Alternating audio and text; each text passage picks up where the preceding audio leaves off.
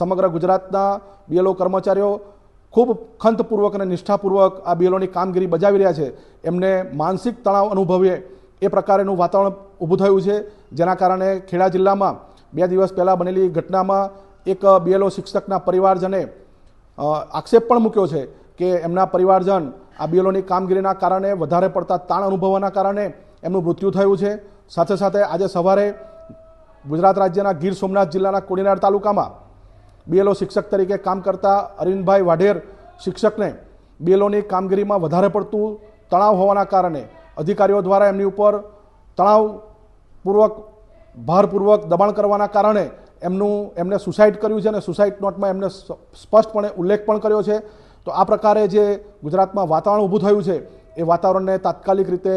ચૂંટણી આયોગે બંધ કરાવવું જોઈએ, એક સ્પષ્ટ SOP જાહેર કરવી જોઈએ અને જે ગીર સોમનાથ અને ખેડા જિલ્લામાં જે ઘટના બની છે બંને શિક્ષક પરિવારજનોને